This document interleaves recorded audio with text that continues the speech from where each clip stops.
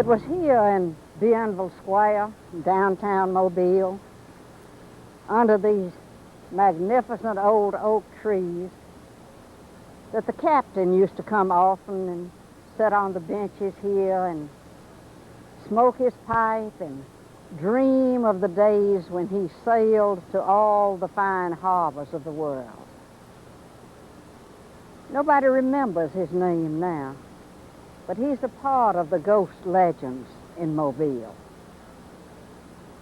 Nobody's quite sure why he settled in Mobile. There are stories that there was a quarrel aboard ship, and stories that he was getting a little old and didn't exactly trust himself to sail. But whatever it was that brought him, he never lost his love for the sea, never lost his desire to return to one of those ships that sails from the docks down here and go adventuring all over the world. He was a lonely man. That house on State Street where he lived had few visitors. Ones who were privileged to enter there described it as being filled with curios from all over the world. But few people saw them. Occasionally some sailors, some friends of his might come, but usually he was alone. And he walked in the yard there, pacing back and forth, always smoking his pipe, and always wearing his captain's hat and adjusting it so that it fit perfectly.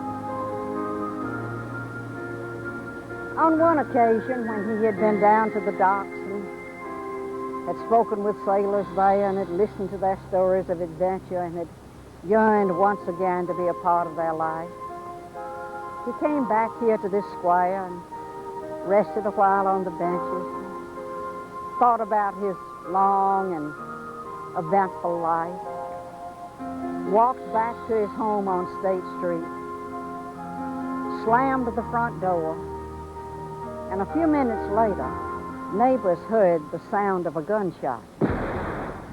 They hurried over and broke the door down and found the captain lying at the foot of the stairs there.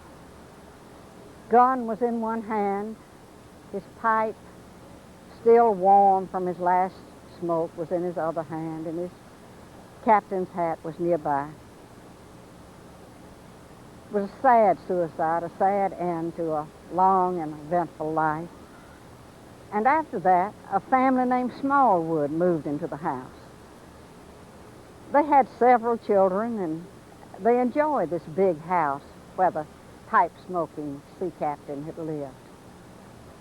Well, one night, not long after they had moved in, the parents heard a thud on the stairs, and then it sounded as if someone had tumbled downstairs. And they thought, oh, one of the boys had gotten up in the night and wandering around and got lost in the darkness and had fallen downstairs. So they turned on the lights and hurried downstairs to see about the child. But there was nobody there. Nothing. They searched the house and nothing was there. They're out of order. The children were still asleep soundly in their beds. But a few nights later it was repeated. Sound of a thud and then a body rolling downstairs, and again the parents hurried to see if one of the children had fallen downstairs, and there was nobody there. And when they told about that experience in the neighborhood, the neighbors said, "You have heard the sea captain. You have heard him reenacting his suicide. His ghost is there, reliving that sad time again." And it was soon after that that the odor of pipe smoke began to be smelled often around the premises. And Mrs. Smallwood, thinking that her sons were sneaking out and smoking, would go to the back and holler, "Willie, Willie, you know you're not supposed to smoke. Come here, you know you're not supposed to do that." But Willie never appeared, nor did anyone else. And though she would follow the trail of the odor of the smoke, she never found anyone. And the cook told of looking up in the kitchen door and seeing this, but she said it wasn't exactly like a man, but you could tell he had on a cap, and he had a pipe in his mouth, and he stood there just looking at her. And when she said, "What do you want?" he just went away. Not like any natural man, but just kind of faded away. And then there was an occasion when Mrs. Smallwood was sure she had caught one of her sons smoking behind a big oak tree in the yard.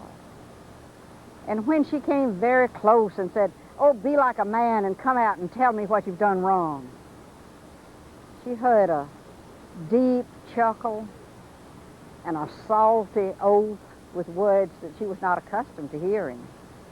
And then she glimpsed out of the corner of her eye the figure of a man with a pipe in his mouth and a captain's cap on his head. And these sightings and these odors continued until finally the families were so upset by it they could stand it no longer, and they moved from that house on State Street. That house in Mobile where the pipe-smoking sea captain lived.